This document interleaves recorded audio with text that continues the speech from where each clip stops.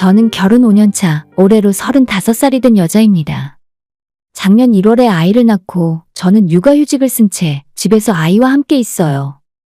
올해 연말까지 쉬면서 2년을 꽉 채우고 내년 초에 회사에 복직을 해서 일을 계속할 생각입니다. 오늘 제가 사연을 보내게 된 계기는 도저히 참을 수 없을 정도로 이기적인 시댁 식구들과 그 중에서도 유치하고 한심한 저희 시어머니 때문이에요. 저희 집안에서도 쉬쉬하는 일이지만 다른 분들에게 사실대로 들려드리고 다 같이 욕이라도 실컷 하다 보면 제 속에 있는 화가 좀 풀어질 수 있지 않을까 싶네요. 저희 시댁에는 시아버님이 안 계시고 시어머님만 계십니다. 남편이 대학 다니던 시절에 아버님이 일찍 돌아가셨다 하고 저는 당연히 아버님의 얼굴도 뵌 적이 없어요. 저희 남편은 집안에서 둘째 아들이고 3살 위로 형이 하나 있습니다. 그 집안 아들들이 결혼 전까지는 전부 어머님 모시고 같이 살고 있었는데 아주버님에 이어 저희 남편까지 독립하고 어머님 혼자 남겨지게 되었어요. 제가 잘못한 건 아니지만 하나 남은 아들을 뺏어가는 기분이라 살짝 죄송한 기분도 있었는데 처음 결혼 승낙을 받기 위해 어머님께 인사를 드리러 갔을 때 그런 죄송한 마음도 싹 날아가고 말았습니다. 나는 아들들한테 무조건 생활비 받아야 한다. 만약 너가 생활비 때문에 불만이 생길 것 같으면 지금 얘기해라. 서로 시간 낭비할 필요는 없잖니. 라고 제게 말씀을 하시는데 솔직히 너무 생각지도 못한 의외의 말이라서 그냥 불만은 없다고 말씀드리고 말았어요. 처음 인사드리러 간 그 어색한 분위기에서 세상에 그 어떤 여자가 아니요. 저는 어머님 생활비 드리기 싫은데요. 라고 대답을 할 수가 있겠습니까? 어차피 남편이랑 연애하는 동안 그 집안 상황 이야기는 다 들었기 때문에 알고 있었어요. 아버지 없이 어머니와 단둘이 살고 장가간 형과 자기가 매달 적지 않은 돈을 어머니에게 용돈과 생활비로 드리고 있었다는 것도 전부 들어서 알고 있었습니다. 한 가지 다행인 건 제 친정 부모님은 노후 준비까지 다 되어 있어서 저희가 굳이 생활비를 드리지 않아도 상관없었지만 결혼하기 전 확실하게 시댁에 드리는 용돈만큼 친정 부모님에게도 똑같이 드리겠다고 약속을 하고 진행했던 것이었어요. 그 집안 사정에 대해 다 알고 나서 인사를 드리러 간 것이었지만 저렇게 눈앞에서 대놓고 돈 달라고 말씀을 하시니까 그 상황이 조금 신기하기도 했고 어머님이 엄청 기가 세서 결혼 생활이 쉽진 않겠다 싶더라고요. 시댁에는 재산이라고 할 것까지도 없이 어머님이 살고 계신 아파트 한 채가 전부였어요. 당시의 시가로도 3억 얼마 하던 집이었고 5년이나 지난 지금에 와서도 4억이 넘질 않습니다. 아주버님 장가갈 때도 어머님은 한 푼 보태지 못하셨고 당연히 저도 아무 기대 안 했습니다. 그런데 저희 친언니가 시집갈 때 친정에서 혼수는 물론이고 형부가 타고 다니던 차도 새 차로 바꿔줬어요. 형부가 집안 도움을 좀 받아서 신혼집을 해왔기 때문에 그 정도 해주는 건 당연한 일이라고 생각했었죠. 그런데 이번에는 제가 아무것도 못 받고 결혼 준비를 하고 있으니까 친정 부모님도 어떻게 준비를 시켜서 시집을 보내야 하나 고민을 하시다가 저를 따로 불러서 3천만 원을 현금으로 주시더라고요. 둘째 사위도 차 한 대 해주려고 생각했었는데 그쪽 집안이 형편이 좋지 않으니 어쩔 수 없지. 그냥 너네들이 결혼 준비하면서 필요할 때마다 너가 알아서 써라. 남편은 정말 성실한 사람이고 결혼 전 어머님에게 용돈을 매달 드리면서도 알뜰하게 돈을 모아서 적금도 많이 하던 사람이에요. 물론 저희 형부처럼 신혼집을 장만해서 결혼하진 못했지만 남편이 결혼 전에 모아둔 돈 5천만 원에 은행에서 대출을 1억을 껴서 방 3개 있는 빌라를 전세로 얻을 수 있었죠. 그 정도면 저는 신혼집으로서 충분히 만족했고 앞으로 남편과 제가 열심히 일하고 아끼면서 살면 몇 년 안에 번듯하게 집장만 하고 잘 살 수 있을 거라 생각했습니다. 제가 결혼 전 모아놓은 돈으로 혼수와 결혼 준비 모두 충분히 다 하고 남는 상황이라서 친정 부모님에게 받은 3천만 원은 그대로 통장에 넣어두었어요. 당장 크게 쓸 곳도 없고 일단 저희 부모님이 주신 돈이라서 함부로 아무렇게나 쓰지도 못할 것 같더라고요. 혹시나 하는 마음에 남편에게도 사실대로 이야기했고 형부처럼 당신도 새 차를 사고 싶으면 그 돈으로 바꿔줄 수 있으니 말을 하라고 이야기했습니다. 하지만 남편은 지금 당장 타고 다니는 차에 만족한다면서 차 바꾸고 싶은 생각이 없다고 했어요. 지금은 새 차를 타고 좋은 옷을 사 입는 것보다는 돈을 열심히 모아서 우리 2사람 아이 낳고 평생 살 수 있는 집을 장만하는 것이 먼저라고 하더라고요. 제가 이 집에 들어와서 보니 착하고 성실한 우리 남편과는 다르게 아주버님네 부부는 능력은 별로 없으면서 욕심이 엄청 많습니다. 형님은 결혼한 뒤로 지금까지 아들 하나 딸 하나 낳은 뒤에 쭉 집에서 애 보며 살고 계시고, 아주버님은 작은 회사를 다니면서 그냥저냥 내 식구 먹고 사는 걸로 알아요. 아주버님 나이가 40이 넘었지만 아직 과장진급도 못한 상황이고, 본인 스스로도 크게 출세하거나 회사에서 진급하고 싶은 생각은 없는 것 같았습니다. 만약 내 남편이 저런 모습을 보인다면 어떻게든 옆에서 도와서 진급하고 성공할 수 있게 같이 노력을 했겠지만, 그 집안은 형님 입에서 돈 없다 소리를 달고 다니더라도 막상 돈을 더 많이 벌어올 노력은 안 하는 것 같아 보였어요. 반면에 저희 부부는 누구보다 성실하게 살았다고 말할 수 있습니다. 남편은 특히나 학창시절부터 혼자 열심히 노력했고, 학원도 제대로 못 다니고 과외도 받아본 적 없었지만 국립대를 들어가서 장학금을 받고 다녔어요. 더 좋은 대학 갈 성적은 됐을 텐데 그때 한참 시아버님이 병석에 누워 계셔서 집안 형편이 안 좋았기 때문에 쉽게 장학금을 받을 수 있는 국립대를 들어갔다고 해요. 대학 졸업해서도 취직도 빠르게 했고 약간 모자란 장남 대신에 어머님에게 생활비를 매달 드리며 집안의 가장으로서 살았습니다. 연애할 때부터 요즘 남자들과는 다른 어른스러운 모습이 너무 마음에 들었고, 지금도 남편으로 아이 아빠로서도 100점 만점에 100점짜리 남편이에요. 다만 남편에게 한 가지 아쉬운 점을 꼽자면 시어머니나 아주버님에게 너무 휘둘리면서 산다는 점입니다. 저희 남편은 말수도 적고 자기 생각을 밖으로 잘 드러내지 않는 편인데, 남편을 제외한 그 집안 식구들은 다들 기가 너무 세고 입담이 좋아서 남편을 쥐고 흔들려 하더라고요. 결혼 전에는 이런저런 이유로 남편이 모아놓은 돈을 시어머니에게 뺏긴 적도 있다는데, 저와 결혼한 뒤로는 제가 시댁 잔소리와 입김을 최대한 차단해 주었습니다. 하지만 원래 가진 성격이 부드럽고 특히나 혼자 사시는 어머님 말이라면 꼼짝 못하는 남편이었기 때문에 아무리 제가 막아준다고 해도 딱 잘라 끊어내진 못하더라고요. 아무튼 다시 처음으로 돌아가서 시어머니 이야기를 해보자면, 정말 요즘 시대에는 맞지 않는 쌍팔년도 구닥다리 시어머니입니다. 결혼할 때 해주는 건 하나도 없었지만 시어머니 대접은 제대로 받으려고 하셨고, 며느리에게 눈치는 기본, 시집살이가 몸에 배신 분이었어요. 신혼 때 저희가 아이는 좀 밀어놓고 돈을 열심히 모으고 있을 때도 저랑 남편이 출근하고 낮에 집이 비워져 있으면 어머님이 빈집에 비밀번호 누르고 들어와서 냉장고에 반찬은 잘 준비되어 있는지, 집안 청소 상태나 빨래바구니까지 전부 점검하고 가셨어요. 본인 마음에 들지 않는 것이 있으면 전부 사진으로 찍어뒀다가 나중에 저한테 잔소리를 하시고 어머님 기분 안 좋은 날 분풀이를 하실 때 사용하더라고요. 저희 부부에게 매일 저녁 10시에 영상통화로 문안인사 올리라고 하시길래 원래 결혼하면 시댁에 이렇게까지 해야 하는가 보다 싶어서 바보처럼 한 달 동안 어머님이 시키는 대로 하기도 했었어요. 밤 10시에 영상통화를 해야 하는데 시어머님한테 맨얼굴 보여주는 것도 부담스러웠고, 한 번 생얼로 영통을 했다가 어머님이 저보고 피부관리 좀 하라며 타박을 하시는 바람에 그 뒤로는 밤 10시까지 화장한 상태를 유지하고 있었죠.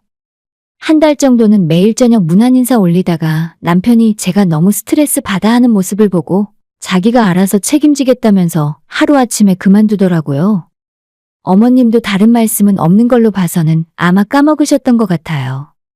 그럼에도 불구하고 제가 5년 동안 결혼 생활을 유지하고 아이까지 낳고 사는 이유는 순전히 남편 덕분입니다. 시어머니가 아무리 제 속을 다 뒤집어 놓더라도 남편이 대신 사과하고 뒤에서 제 기분을 풀어주는 사람이에요. 그래서 저도 시어머니가 잔소리를 하고 집에 찾아와서 못살게 굴어도 딱 그 순간만 참고 넘어가면 끝이니까 그냥 한 귀로 듣고 한 귀로 흘리면서 살았죠. 작년에 저희도 아이가 태어나면서 제가 육아휴직을 하고 집에서 쉬고 있지만 지금까지 매달 열심히 적금 넣고 아끼며 살고 있어요. 시댁은 5년 전 남편이 결혼하고 빠져나오면서 어머님 혼자서 그 집에 살고 계시고, 어머님 댁에는 대출 같은 것도 전혀 없기 때문에 나라에서 조금 나오는 돈이랑 아주버님네와 저희가 매달 50만 원씩 보내드리는 생활비로 그럭저럭 살고 계신 것 같아요. 제가 시집 온 뒤로 어머님이 나가서 일하고 돈 버는 모습을 본 적 없기 때문에 아마 크게 부족하시진 않은 것 같더라고요.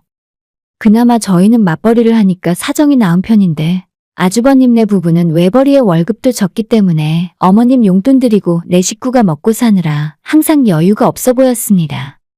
매달 어머님에게 50만 원씩 보내면서도 그 돈이 좀 아깝다는 생각이 항상 들어서 어머님께서 약간의 소일거리만 하시더라도 보내는 돈을 줄일 수 있었을 텐데 라는 생각에 조금 아쉽더라고요. 그래도 결혼 전부터 했던 약속이고 저희는 조금이라도 여유가 있으니 그냥 드리고 있었어요. 하지만 문제는 작년 가을 추석에 어머님이 온 가족 다 모인 자리에서 저희에게 하신 말씀이었습니다. 아침 차례 다 지내고 다 같이 둘러앉아 밥을 먹고 있었는데 그때 어머님께서 하시는 말씀이 요즘 장 보러 나가면 물가가 너무 오르고 나라에서 주는 돈이랑 두 아들이 주는 생활비 100만 원으로는 도저히 먹고 사는 것조차 너무 힘들다고 하시더라고요. 어머님이 정부에서 얼마나 받고 계시는지 정확히는 모르지만 아마 큰 돈은 아니겠죠. 그 말씀 듣고 형님과 아주버님의 표정을 살폈더니 당연히 많이 당황해하는 눈치였고 저희 역시도 제가 육아휴직 중인 상태라 수입이 많이 줄어들어서 난감할 수밖에 없었어요. 네 사람 모두 꿀먹은 벙어리처럼 아무 말 못하고 있었는데 자식들이 돈만 많이 있다면 얼마든지 용돈 드리고 생활비를 드릴 수가 있지만 요즘은 다들 목구멍이 포도청이잖아요. 시어머니한테 50만 원 용돈 드리고 결혼 전 남편이랑 했던 약속처럼 저희 친정부모님에게도 똑같이 50만 원씩 드리려고 했더니 친정부모님은 해준 것도 없는데 용돈 받을 필요 없다면서 그대로 제 통장에 다시 돌려보내주시더라고요. 그 덕분에 지금까지 돈 모으며 살고 있었는데 어머님이 생활비 올려달라는 말에 어떻게 대답을 해야 하나 진짜 죽을 맛이었습니다. 다들 아무도 선뜻 대답을 못하고 있다가 그래도 아주버님이 집안 장남이라서 그런지 어머님에게 얼마 정도 생각하시는지 물어보았어요. 내가 몇 년 동안 올려달라는 소리 안 하고 참고 있었는데 이젠 그 돈 받아서 도저히 밥 먹고 못 살겠더라. 최소 2배는 올려줘야 돼. 어머님 말씀은 애매하게 10만 원, 20만 원 올려받아봐야 매년 한 번씩 돈 이야기 해야 할 것 같고 그러느니 한 번에 2배로 올려서 저희에게 100만 원씩 달라 하시더라고요. 저는 그 이야기 듣고 속으로 헛웃음이 나올 정도였지만 그냥 꾹 참고 있었죠. 남편도 100만 원 소리를 듣자 얼굴이 사색이 되면서 그렇게 못한다고 말씀드렸어요. 그러자 어머님이 저희 남편에게 버럭 화를 내면서 니들은 둘이서 돈도 잘 벌면서 나한테 쓰는 돈은 아까워 죽겠냐? 네 형은 혼자 벌면서 애도 둘인데 아무 소리 안 하잖아. 글쎄, 제가 볼 때는 저희보다 더 크게 충격을 받아서 아무 대답도 못하는 걸로 보였어요. 이게 참 부모 자식 관계지만 돈이 크게 걸린 문제니까 진짜 뭐라 하기 힘들더라고요. 저희도 아주버님네도 맞춰서 더 드리겠다는 말이 선뜻 입에서 나오진 않았고 눈치만 보고 고민만 하고 있었는데 그 타이밍에 아주버님이 알겠다며 매달 100만 원씩 보내드리겠다고 대답을 했어요. 제가 알기로는 아주버님 월급이 300만 원 겨우 넘는 걸로 아는데 그중에 100만 원을 시어머니 용돈으로 주고 나면 대체 두 아이 키우면서 어떻게 사시려고 그러는지 모르겠더라고요. 어머님도 그렇지 아무리 큰아들이 돈을 주겠다 하더라도 아들 집안 사정이 어떻게 돌아갈지 불을 보듯 뻔한 일 아닙니까? 어머님이 집도 자가인데다 혼자 사시니 관리비도 얼마 안 나오고 정부에서 매달 나오는 돈까지 있는데 갑자기 돈이 왜 그렇게 많이 필요하게 된 건지 이해를 못하겠더라고요. 하지만 큰아들 입에서 100만 원 드리겠다는 소리가 나오자마자 어머님은 의기양양해진 얼굴로 자, 둘째는 너네는 어떻게 할 거냐? 라고 물으시는데 진짜 황당했어요. 저희 결혼할 때 집 구하는데 보태라고 단돈 1,000만 원이라도 마련해 주셨더라면 어떻게든 좋게 생각해 보려고 했는데 지금 50만 원 드리고 있는 것도 하기 싫은 거 남편 얼굴 봐서 억지로 드리고 있었거든요. 명절에는 한두 번 그렇게 드리는 것도 아니라 어머님 남은 평생 수십 년 동안 계속해서 그런 큰 돈을 드릴 자신이 없었습니다.